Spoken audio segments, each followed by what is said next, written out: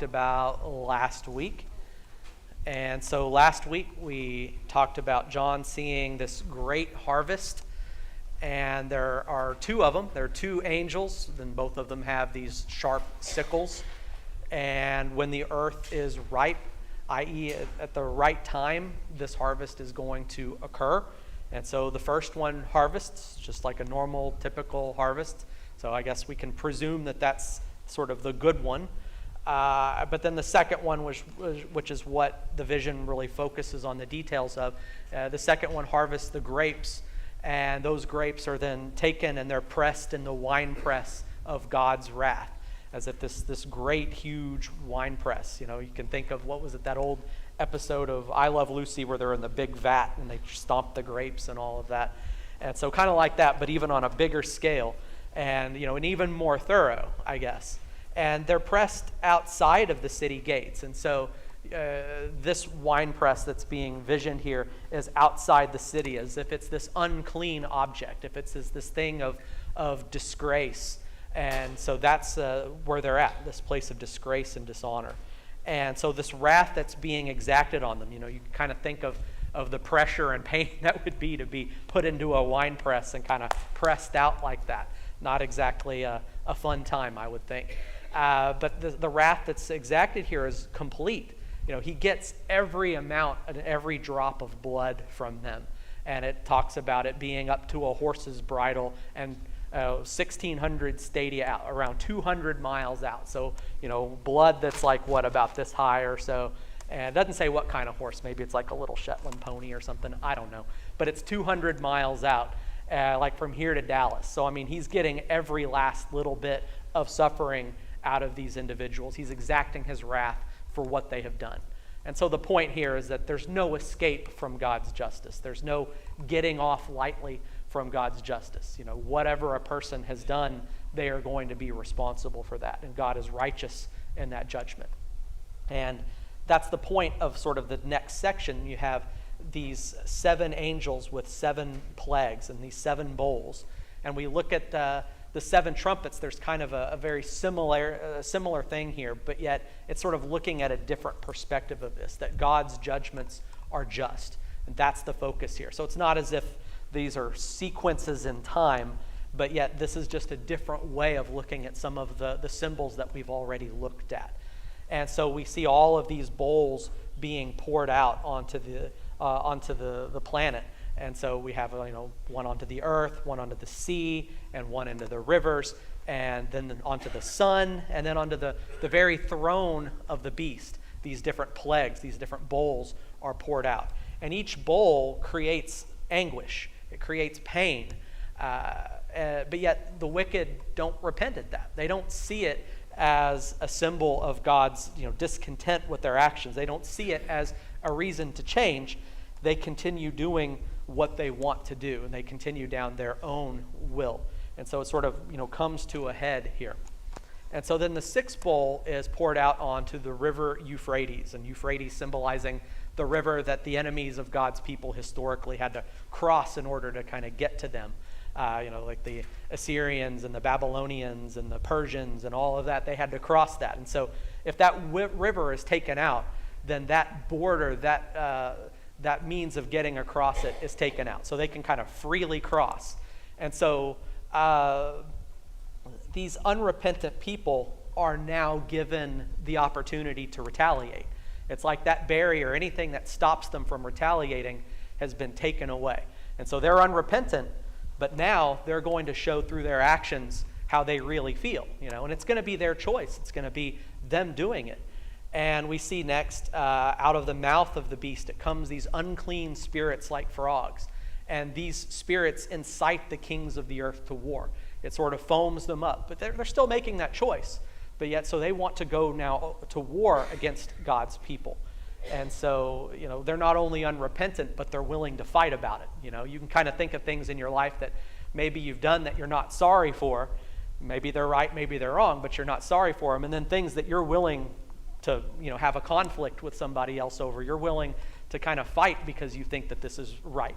And these people in their unrighteousness are willing to go to war to defend their unrighteousness. And that barrier has been taken away. And so they do it. And they gather their forces in a place called Armageddon. And so again, we're operating within symbolism here. And so this isn't some place that we're looking at in the future, an actual, it is an actual place, but yet it's not as if we're looking in the future that there's going to be some pivotal battle there. But Armageddon in Hebrew is Har-Megeddon.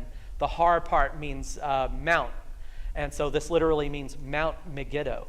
And I think the idea here is that this is a symbol. It's a contrast to what we've seen in 14:1 to the Lamb and his people. They're on Mount Zion, or if we wanted to put that in Hebrew, that would be Har Zion. So Har Megiddon and Har Zion. And so you have the people that are following the beast, the bad people, they're gathering on their mountain, and God has gathered his people on his mountain. And so they're gathering them there. And why this is a symbol, I think also, because there is no Mount Megiddon. There's no mountain there. What Megiddo is famous for is being a valley and being a plain. And to control that spot would be to control access from the east of Israel. And I had a map last week. From the east of Israel, getting you to the coast and to the west, and then down into Egypt. So it was strategically important. And so Megiddo is a place that had been captured and recaptured over the course of history. So, one country would claim it, they would hold it for a while, then they would get fought off, and they would get beaten and kicked out. And so those who claim it, they win for a time, but ultimately they're conquered by someone else, by another country. And so while God's people meet on their mountain to go and have everlasting life with him, Armageddon, or the Mount of Megiddo, it symbolizes the people who are against God. They're going to meet on their mountain, but they're going to their ultimate destruction. They're fighting over something that they're going to ultimately lose. And so you have this contrast here. And so it's foreshadowing that these forces of earth are going to lose out. So that gets us into this week. So the seventh bowl. And the seventh one poured out his bowl upon the air. And a great voice came out of the temple from the throne saying, "It has been done." And there were flashes of lightning and sounds of thunder, and there was a great earthquake. And as there was not from which man was upon the earth, so large was the earthquake in this way. And so the forces of earth have gathered together. They've been incited by these spirits. They're probably bringing their best armies and their best troops and all of the implements of war that they have. And they gather together to fight this fight. It's almost like you have like a pay-per-view boxing match, right?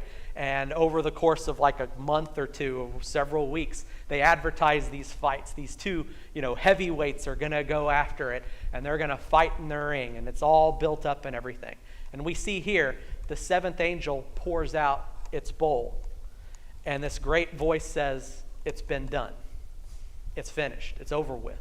Right? And you have all of this flash and everything. All of that's confirmed. It's not just someone saying it's done, but it's confirmed through God's display of his power. Lightning, thunder, a great earthquake, and such.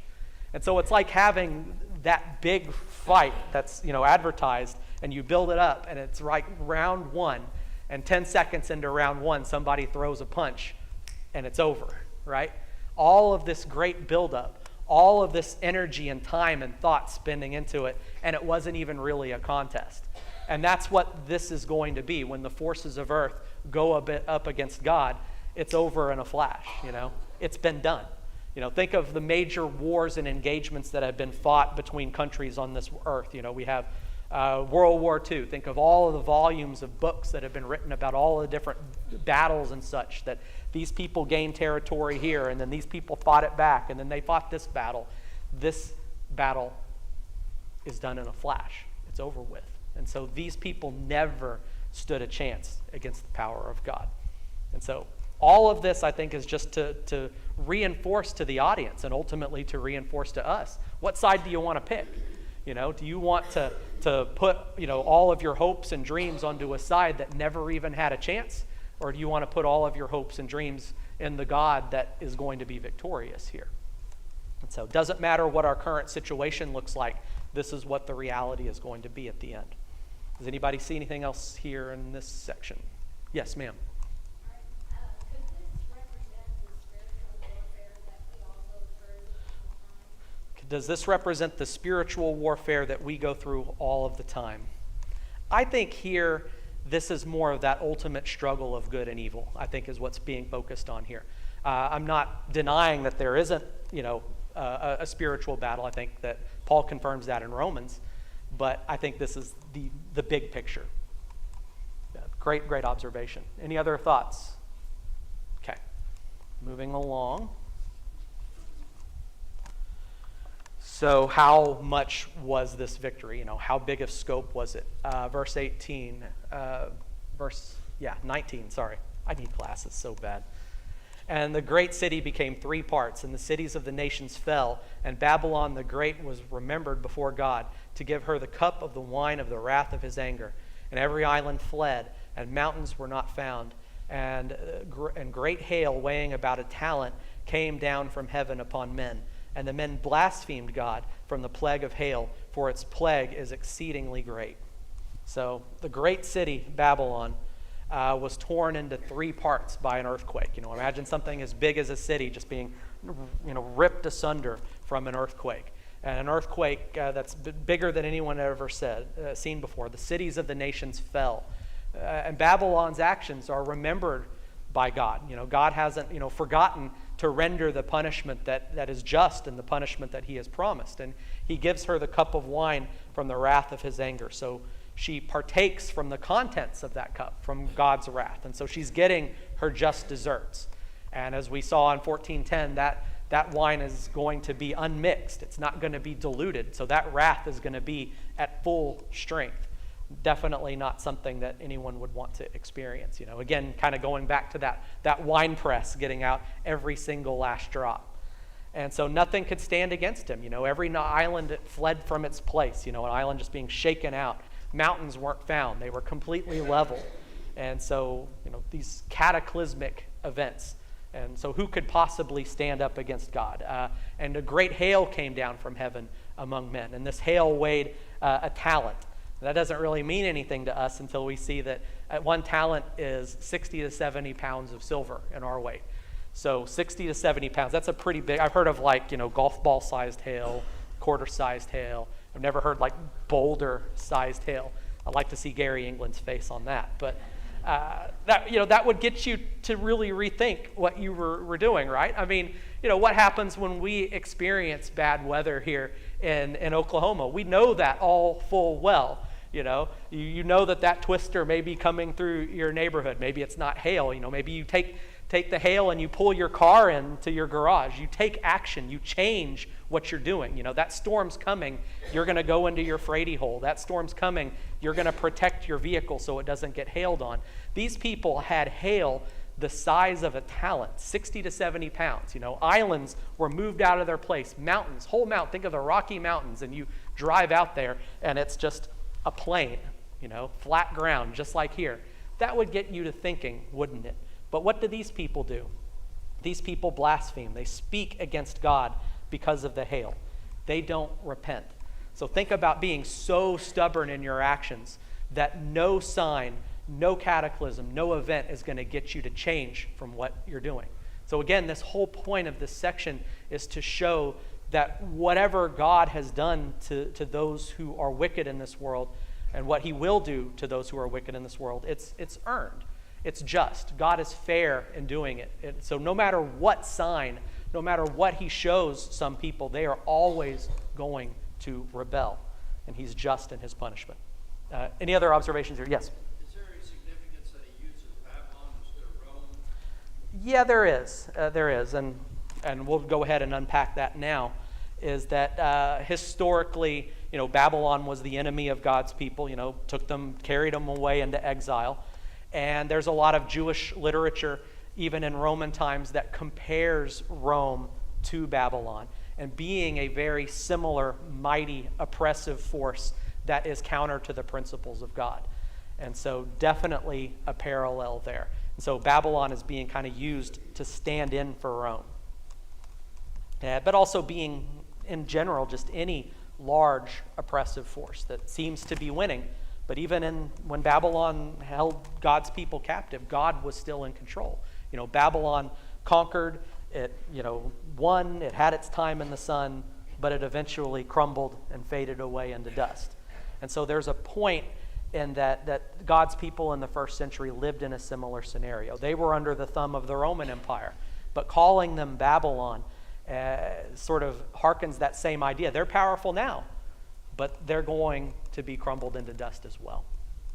Yes, ma'am. My version says the hailstones were About about 100. 100 pounds, yeah. So it's just how you want to determine the weight of a talent.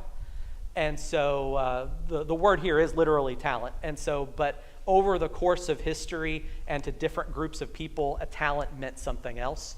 And so it's just all in how you do the math. So I wouldn't go to war over it. So 100-pound hail, 70-pound hail. If it hits my head, I'm going to be just as sad. Any other thoughts? Any other thoughts? Okay.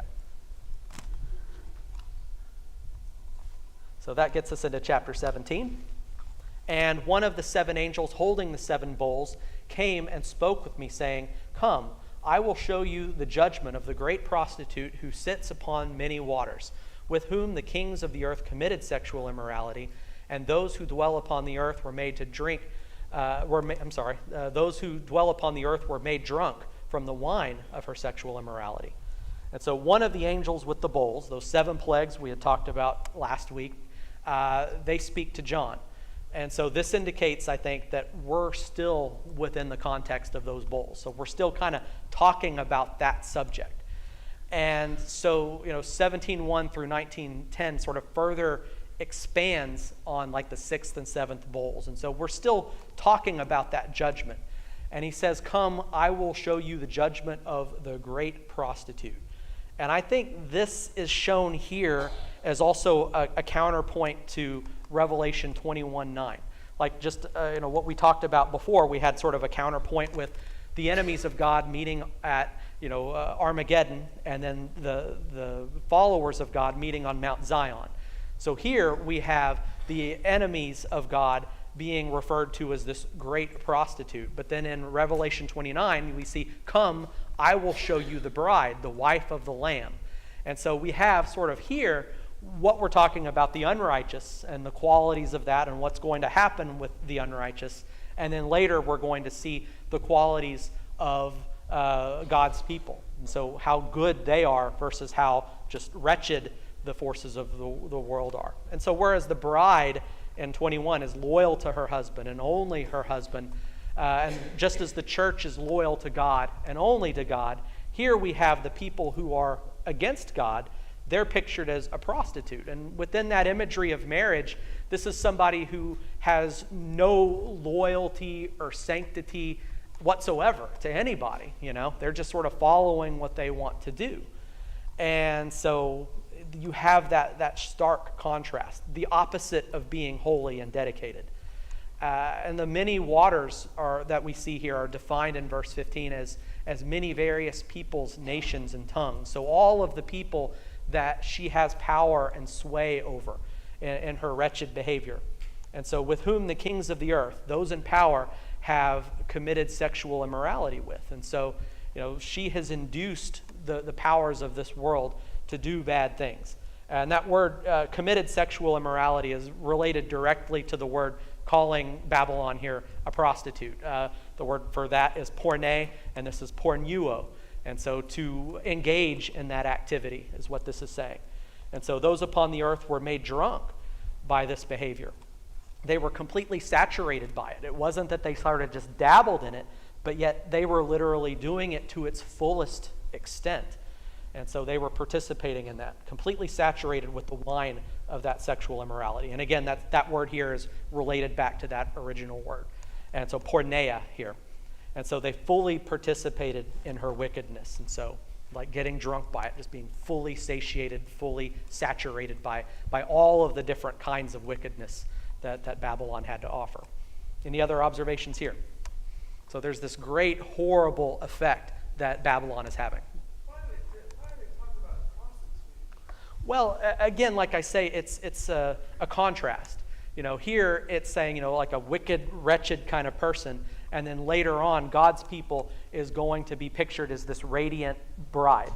And so, God's trying to change people Yes. attitude. Exactly. Like of the prostitute. Exactly. You know, Exactly. otherwise you're doing what maybe they realize. Exactly. Exactly. So he's using these very negative terms to refer. Like you knock them down a little bit and make Yeah. them think. Exactly. He's knocking them down a little bit. 100%. Any other thoughts? In a lot of places in the Old Testament, Mhm. prostitution symbolized idolatry or religious Right. apostasy. Good point. Yeah, idolatry often in the Old Testament symbolized, prostitution symbolizes idolatry and unfaithfulness, to God's ways. Yeah, and it's that symbol of marriage. Like, you have someone who is married who stays within the confines of that, is devoted only to their spouse and just their spouse. And then you have someone who is on the other side of that, a prostitute, who is literally no devotion whatsoever. You have like a symbolism of, say, like even adultery, which would be bad, which would be someone who's married but is not 100% devoted to that spouse. Here you have a prostitute who there's no devotion at all. And so a very wicked symbol, someone who's wanton in their disregard for being devoted to God. Any other thoughts? Great observation on that. Okay.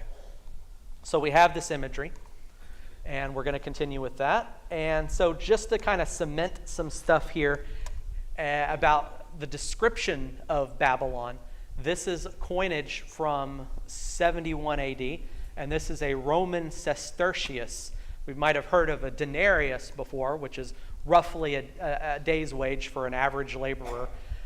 This would be a quarter of a denarius. So think of this as a quarter, I guess. So a quarter of a denarius. And this one is, like I say, from 71 AD. That's when this particular one was minted. And on the front is Emperor Vespasian. He was the general, in fact, that took over Judea whenever they revolted. That's not really cogent to the story, but that's the guy. And on the right, though, is a depiction of the goddess Roma. And she is seated on the 7 hills of Rome. So you can kind of see what she's sitting on, these little things. Those are the 7 hills of Rome, and Rome was kind of known for that. And Roma is the personification of Rome. Just as we sort of have symbolism that is a personification of America, we just use it as a symbol. We don't take it so seriously, but Rome was personified by this goddess Roma.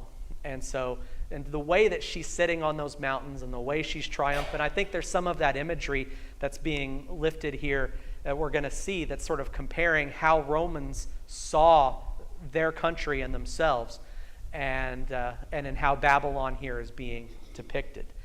And so this is just one coin. I mean, there's plenty of depictions of Rome here.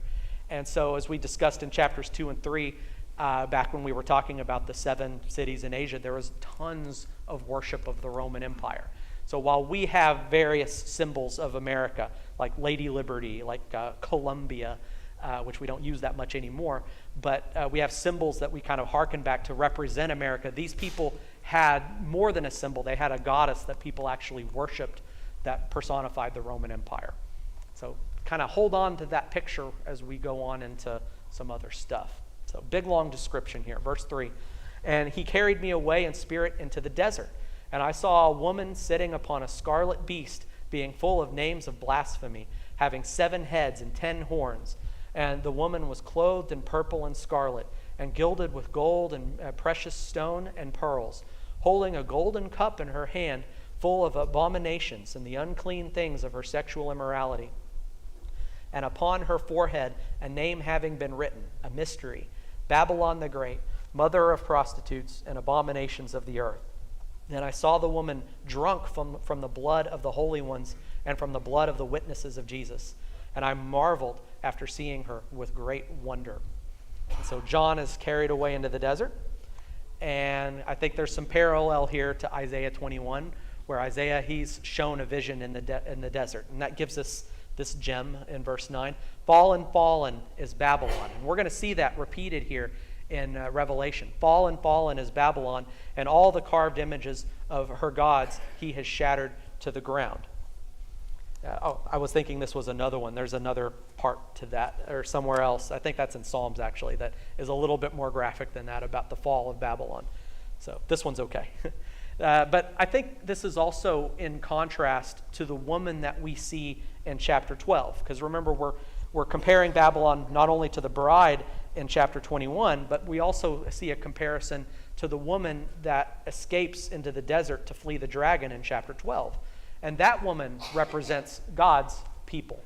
And when we go back to that symbolism, she's clothed in radiance and purity. She's clothed in the sun, and like the moon is somehow like her shoes or something. And she has this crown of 7 stars. And in the desert, God provides for her. He provides for her what she needs in order to survive, gives her nourishment. And so this woman that we have here, also in the desert. So it's kind of the same place, but yet a very different kind of woman here. She represents the enemies of God in general. And she sits upon this scarlet beast. I think we can say this is the same beast that we see in chapter 13. And we're going to see that in verse 8 here. That he's being full of the names of blasphemy. So being full of these wretched words and wretched principles and such. Things that are against God and speak against God. And he has 7 heads and 10 horns, and that's going to be elaborated upon later. But yet, she's sitting upon the beast, so she's in league with the beast.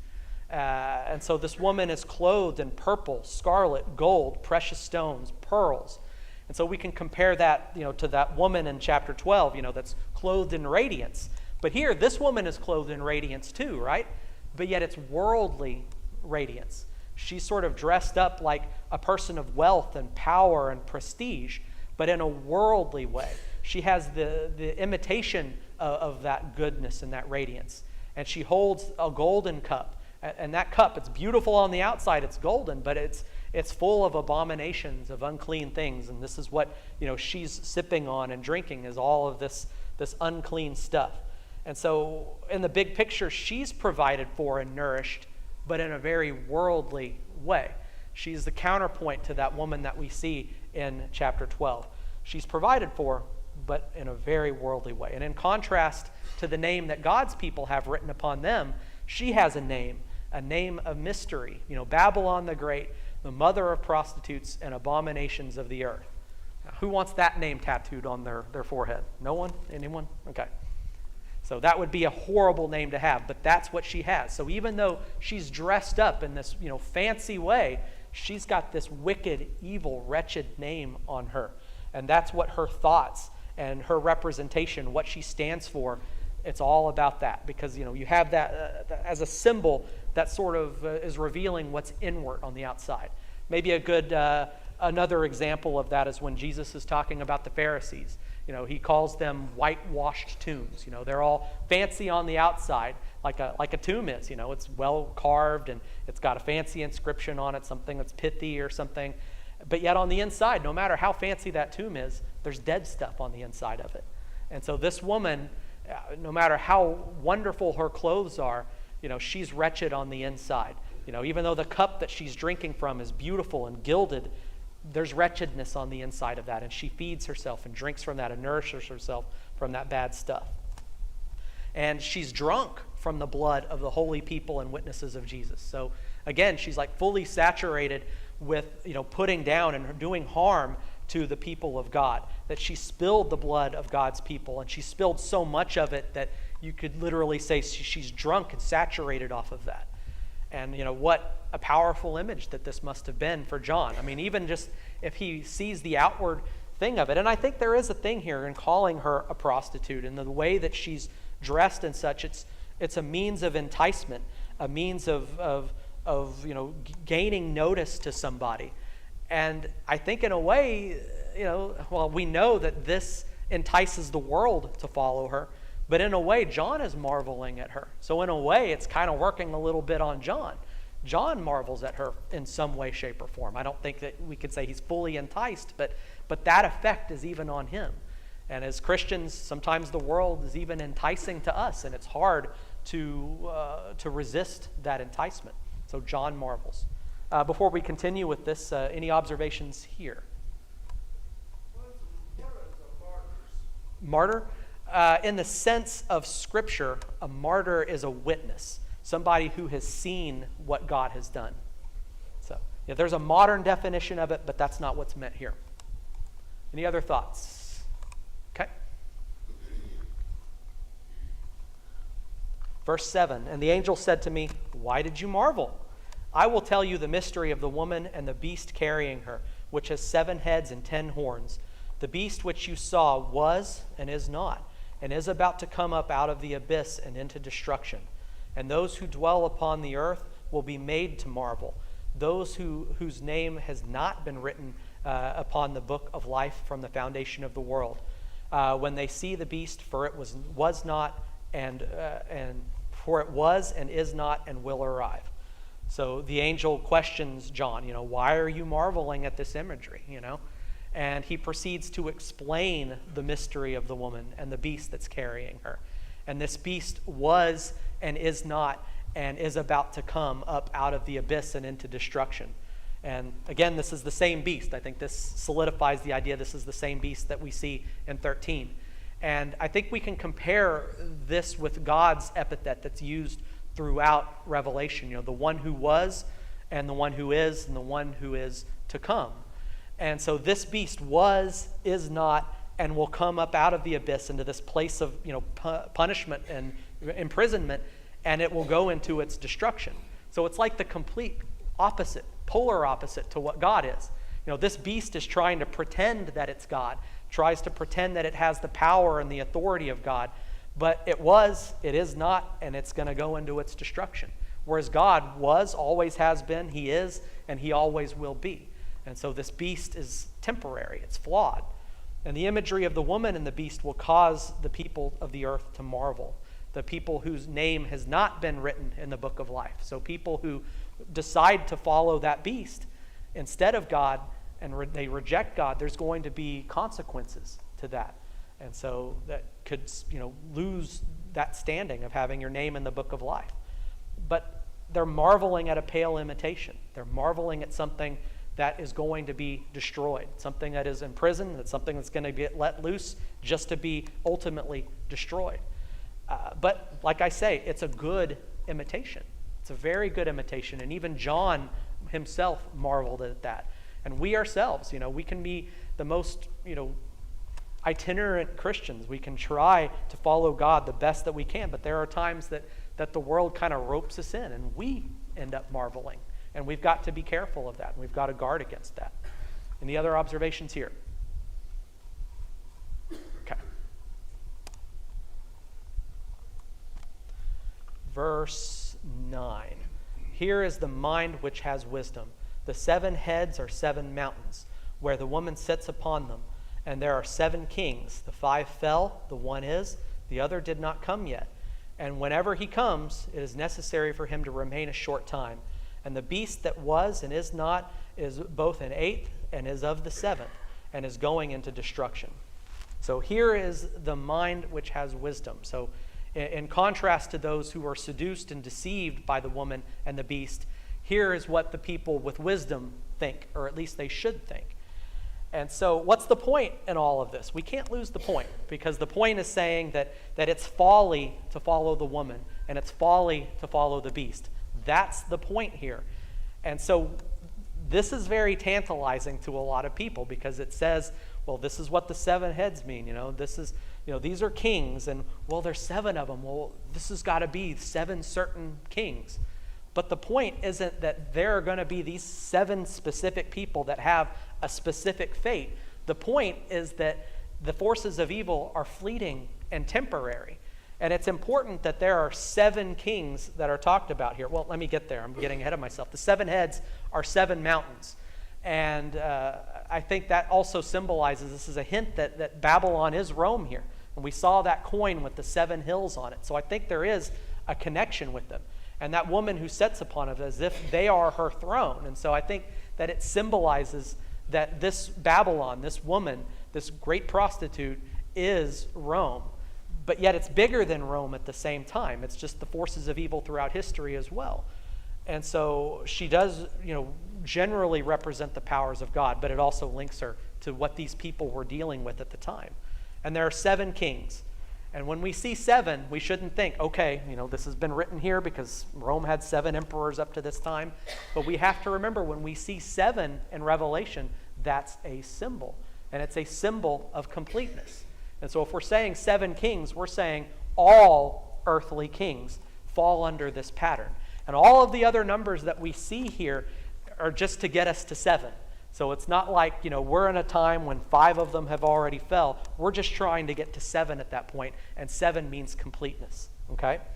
And so 5 fell. What does it mean for those 5 kings to fall? Well, they're no longer in power.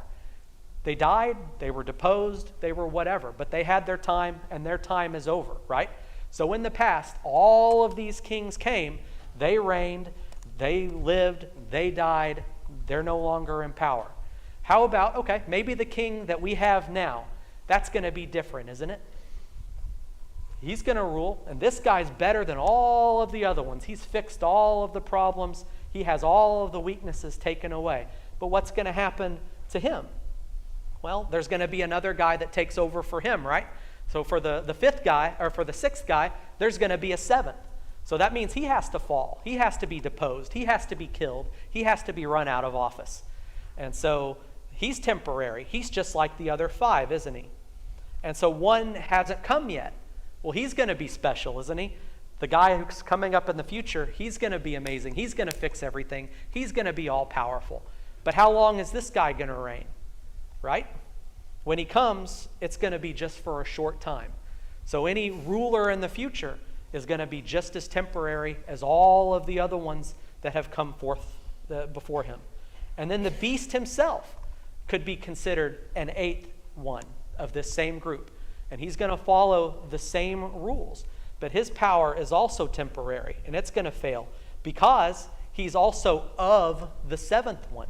And so his rule and his reign and his power is going to be just as fleeting and just as temporary as all of those other 7 kings. And he himself is going into destruction. And so the point is, no matter the outward appearance of the woman and those ruling under her, her underlying power is temporary, limited, fleeting. And so we should be wise and not marvel at her. And we should resist that temptation. And we shouldn't fall for it. Any other thoughts here? Yes, sir. Yeah. If the 7 is completeness, Mm-hmm. all fell, then it mentions the 8. Yeah. The 8 is of the 7. Yeah. So what is the meaning of that? Okay. So you have the 7 kings, so a complete number of kings, right? And so you take that as a complete set. But then the beast himself, so someone might say, okay, all of those kings, I can accept that those kings are going to come and fall and fail, right? But then someone might say, well, what about the beast? The beast is going to be different. And he's going to rule, and he's going to be forever. But no, he's an 8th. He's just like the other 7 kings, and he's of the 7th. And so he's going to fail just like they did. Any other thoughts? Good question. Okay. So I have 5 minutes, so let's do a little more. Verse 12. And the 10 horns that you saw are 10 kings who did not yet receive a kingdom, but are receiving authority as kings for 1 hour along with the beast. These have one purpose, and they give power and their authority to the beast. These will make war with the Lamb, and the Lamb will conquer them, for he is the Lord of lords and King of kings, and those with him are called and chosen, faithful. So the 10 horns are also sort of 10 kings, but these are kings in name only. They've not received a kingdom, but they're going to receive authority like kings. So again, I think this is sort of a symbol here. Perhaps these forces are powers in the world that aren't rulers per se. They don't have territory like kings, but they have power and they have authority of us. We can maybe think of people who are, can throw their weight around in this world. The people that we are subject to and have to report to that are in our lives and various people's lives, that they're not rulers, but yet they have power. But just like everything else, their authority is going to be fleeting for 1 hour. You know, how afraid can you be of somebody who has this power and authority for one whole hour. You can kind of wait that out. I've got the worst, most oppressive boss in the universe, but he's going to be boss over me for just 1 hour. I can kind of grit my teeth and make it through that. And that's what this is saying, that these people, just like the beast, their authority and power is just going to be like a blink of an eye. But yet still, they make war with the Lamb. They're going to oppose the Christ and the people that follow them. But they're going to fail. They're going to lose. The Lamb is going to conquer them because he's mightier than they are. He's the King of kings. He's the Lord of lords. What that means is that for he's the king's king. He's the Lord's Lord. And so he is mightier than them. They can't resist his power. They can't stand up against it. And those with the Lamb, though, they're going to be cherished by him. So these leaders, these powers, these kings, these authorities, a lot of times they don't really care about the people that are under them. They kind of have them under the thumb, and they exist just to kind of get what they want out of the world. I think that's even kind of true today, that we can, not to get political, but we can look at various political powers in the world. They care about what they want. They don't necessarily care about what the little guy under them wants. But yet Christ is a very different kind of leader. His people are called. They're beckoned to be part of his kingdom. Think of the kingdoms of that age. A land would be conquered, and it's like, you're going to be my people. I don't care what you think. These people are called and invited. They're chosen. They're picked to be part of his kingdom. And they're faithful. They want to be there. It's not as if these people are just living in fear, and any resistance, they're going to be just destroyed. But these people want to be there. They abide by the principles of his kingdom, and they trust in its ways. And so they are there willingly. So a much better kingdom than any kingdom of the world. And if they're viewed in this way by the King of Kings and the Lord of Lords, it doesn't matter what the beast and its heads or its horns see them as or tries to do to them or anything that it could do. Because we have the true authority who calls us and beckons us, invites us, chooses us, and creates an environment where he earns and has earned our trust. So again, what kingdom do we want to be in? The one that's temporary, the one that's going to fade away, the one that's going to be destroyed, the one where the very leaders mistreat and hurt its people? Or do we want to be with the kingdom that wins and the kingdom that actually cares about the people that live within it? It's a much superior way of life. So even though life gets us down and it's difficult, this is still the better way. So I'll leave one comment. Don't you presume that these people that were living at this time really knew what this was about? Instead of now, we just think it's like a comic book. Right. They really knew what it was about. I think they had a better idea, and they were more fluent in what all of those symbols meant, where we are far more removed from them. And so it's like someone from 300 years from now reading a political cartoon from today. And those symbolism may not speak to them, whereas it speaks to us now. So, yeah, I think it would resonate with them. Any other thoughts? Okay. Thank you much for your comments and your attention, and we will continue next week, Lord willing.